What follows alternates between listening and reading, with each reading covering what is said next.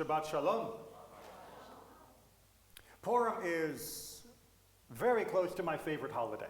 And yes, I know there's the party part and the fun and the silliness and the masks and the amazing way that we have our Megillah reading and all of that. But for me, personally, it really comes down to two aspects of what we find in the book of Esther. One of them is the politics, and the other is the deep social theological commentary on life in the diaspora. I know, it's probably not everybody's cup of tea, but I'm your rabbi, so I'm going to drag you through it anyway. The politics of the book of Esther are amazing. I know we reduce it to being a kid story, and we may make jokes about, dressing up for parties and the beauty pageant and all of that, but no, there is perhaps no better book that I know of from this time period of ancient history, recounting what it was like to be in a court of the ancient world, of the plotting and scheming and the backstabbing and the secret things that are revealed at just the right moment, which also makes it a very good thriller. It is incredible. I'm not just talking about the plotting of Bigtan and Teresh, the two that are trying to assassinate the king that get Mordechai to be in the Book of Honor, which is obviously very important. I'm not just talking about the accurate portrayal of the scheming and plotting within the harem, the women's court with the eunuchs doing all of their machinations. Now I want to talk about Haman himself, because Haman gets portrayed as just being a egotistical or narcissistic person that cannot stand that this one Nebish isn't bowing down to him. But that is not at all how the text portrays the problem. The text does not say that Haman gets furiously mad and cannot stand this little guy not bowing. Haman doesn't even notice that the guy isn't bowing to him. After all, you're in a giant crowd, you're in a huge court, and one of the lowly bureaucratic members of the king's government, he's not bowing down in the back of the room somewhere. Haman doesn't notice him. He is beneath his notice. Mordechai is brought to Haman's attention by the other members of the court. Political fact number one: the people who are on the same level as you are the bigger threat than the people above you. The people above you could care less about you. The people next to you, they want to know whether what you're doing is jockeying for position that is going to let you jump over them in the positions of power. They come to Haman and say, hey, Mordechai the Jew is not bowing down to you. And it says specifically they do this to see whether Haman's word will stand or not. They're testing Haman's power. He has just been appointed as number 2 to the entire kingdom, and they're waiting to see how he'll handle one person on the low rung of the totem pole who is disobeying Haman's orders. And Haman has no choice. The ultimate tragedy for Haman, apart from him being born a jerk, the ultimate tragedy for Haman is that he is backed into the corner by the political structure of his society. He knows that if he just ignores this one little guy not bowing to him, that others will not only not bow to him, they will not obey him. This is the chink in his armor, he believes. He must crush it, and he must do so here at the beginning of his position as second in Persia, so thoroughly, so powerfully, that no one will dare question anything he does again, because, well, Persian history is full of assassinations and coups against different members of the government to try and strip them of their power, and he does not want to go down the same way Vashti just went down. So he feels compelled to make an example not only of Mordechai, but of the entire people that Mordechai represents. The nation of Persia, of course, was a very diverse one, full of many different ethnicities and former nationalities, that some had independence, some didn't. And he wanted to make sure that all of those little pockets of power respected him and feared him. If one of you is out of line, all of you are in trouble. Keep it together, or this will happen to you. We understand, perhaps, the political ideology that he was coming from, this power politics. This was what he knew, this was what had worked, this is what he had to do to protect his position. But he miscalculated. He miscalculated, and this is the aspect of the diaspora, because he didn't know a very important fact before he began this scheming. That the king's new favorite queen was part of the family, part of the nation that he had just scheduled for destruction.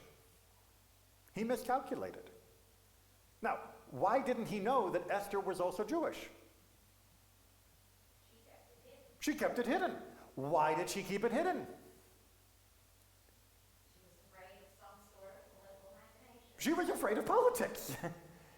Right? She knew that being a representative of any nation, not just the Jews, but any nation within the king's harem, would draw the ire of those that were jealous or competitive for the king's attention for their nation versus yours. It didn't matter which nation you were from, someone had an axe to grind with you. And so she knew, because Mordecai had told her, just go in and don't say what nation you're from. You are a global villager, whatever you want to call it. Go in and just be you. And then no one will have an axe to grind against you for being part of nation A, B, C, D, E, F, or whatever other 127 nations there were inside of Persia. And yeah, you'll not gain any benefit because you won't have that cheering squad going for you.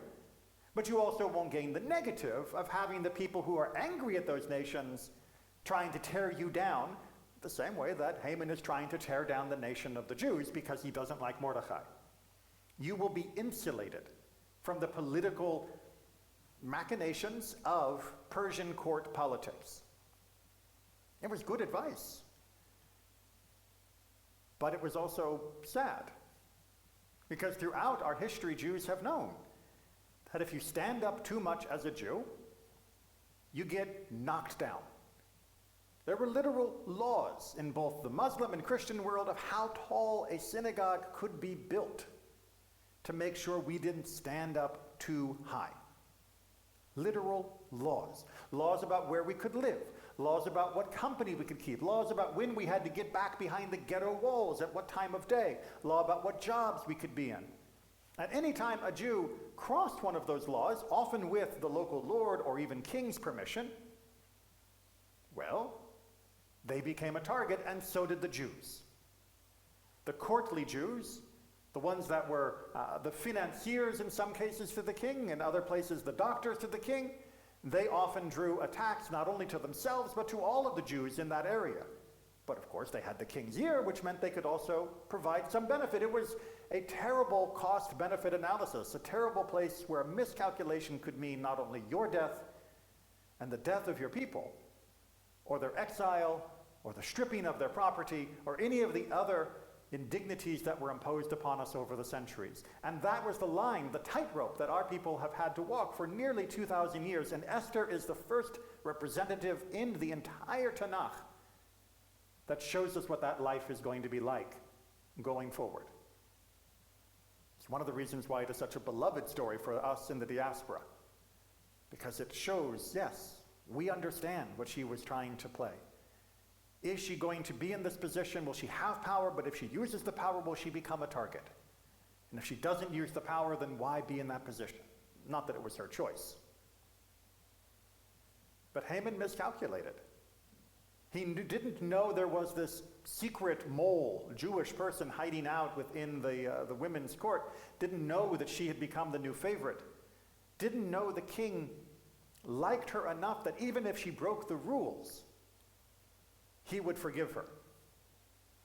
Because you have to remember that Esther took an incredible risk twice in the story. She took an incredible risk to go to the king when she was uninvited. That was the death sentence in the Persian court. Nobody just showed up to see the king. You were invited or you died. And she went anyway. That was her calculation, that she thought, maybe this will work. And if it doesn't work, well, I couldn't have lived with myself if I hadn't tried anyway. It, of course, worked. But her second big risk was when she came out of the closet. When she told Ahasuerus in front of Haman, I'm Jewish, and this guy's trying to kill all of us. That was an incredible risk because she didn't know how Ahasuerus would react. Yes, he had made flowery speeches, up to half of my kingdom I'd give you, blah, blah, blah. I wish he'd taken him up on that. It would have been interesting. Obviously, it was hyperbole. And obviously, he had already gotten rid of one queen for causing too much trouble. There was no guarantee that he was going to say, oh, Esther, my beautiful one, how could we possibly allow Haman to do this? Please, please, let's just go, spank him for being such a naughty boy. No. In fact, the king didn't know what to do at first. He had to step outside and clear his head. And it was only when he came back and misperceived Haman as physically attacking his woman that he was finally moved to do something, and only with the help of the eunuchs in attendance was the idea planted in his head to go ahead and kill Haman now, which once it set the ball in motion, ended up with us being able to defend ourselves and having the holiday of Purim that we now know it. It could have gone wrong at any second. And Esther would have been one more dead queen from the Persian court, accused of trying to put together a coup. But it didn't, because Haman had miscalculated. He thought he knew exactly what would happen. Haman thought he knew that everyone was in the places where he wanted them. He had his power structure spread around the Persian Empire. He was second only to the king. And even though, yes, Shushan was surprised and stunned at this edict that he would destroy all of the Jews, none of them were stepping up. None of them were going to say, this is a problem and we don't think this is right, because they were all afraid they'd be next, which, as I mentioned, was the precise point of having this program in the first place. He thought he had it down, until Esther stood up, and it all fell apart. And you'll see this pattern played out again and again and again, and of course, most recently in our own current events. There are people who believe that they have the power and they have the plan to get what they want. That it will all be so easy. Attack Ukraine. We'll take their oil, we'll take their gas, we will show the West that we are not to be intimidated, we will push back into the former Soviet Union, the Warsaw Pact. This should belong to us anyway. And what are they going to do? Do you really think those fat, comfortable Germans are going to turn off their gas and freeze in the middle of winter? Do you think the politicians who have been taking the money from all of the different wealth out of Russia are really going to turn their back on that? Do you really think they're going to cripple their own economy while inflation is rising and people are already grumbling about gas prices? And, in the United States, they're so fractured they don't even agree on who their current president is. Why not? Why not take what belongs to me? Who is going to stop me? The calculations have been made. The military is ready. The Ukrainians are going to welcome us with open arms. It'll be so easy. Turns out it's not so easy. Turns out there's more than one Esther in history. Turns out there are many people that are willing to say, no. No. I'm afraid not. You may have calculated your tanks, and you may have calculated what you thought would be the economic response. You may have calculated what you thought was the cultural and political will of the Western world and the rest of the globe, but you got it wrong. We're not going to let this happen, because just like the people of Persia should have realized, if we allow this to happen to one, then all of us are under a suspended death sentence. Because that was what Haman was really saying. Go against me, and not only you, but your entire people will be wiped out. And ultimately, that is what Putin is saying. Don't let me have what I want, and you and your entire people will be wiped out. If we allow Ukraine to fall, without any struggle, without any effort to bring it to heel, without any punishment for Russia, then every nation, not only those that border immediately, but every nation is under the same threat. Because there is no end. If it is clear that all that has to be threatened is violence to get what you want. Thankfully, the Esthers of the world, from the local common folk all the way up to the high and mighty and political leaders, have rallied quite substantially to say no. We are not going to allow that. Yes, we are going to suffer economically. Yes, we are going to suffer at the gas pump. Yes, we are going to suffer in all sorts of ways because of the imposition of sanctions against your country, which will hurt ours as well. But Imavadati avadati. If we suffer, we suffer. To do nothing would be worse. And you have miscalculated. Because the will of the other billions of people on this planet is stronger than the few 100 million that you have control over. And even some of them may begin to look a little bit more like Esther and Mordecai as the weeks go on. We have to thank God for those miscalculations of those that are evil and in power around the world.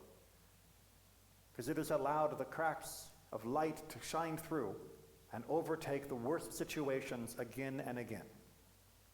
I have no idea what's going to happen in the Ukraine, but I am proud of our nation and I am proud of the world for standing up in a way that it has often failed to do throughout history. And we stand with the people of Ukraine. We stand with the people everywhere that stand against those who make those calculations. Shabbat Shalom.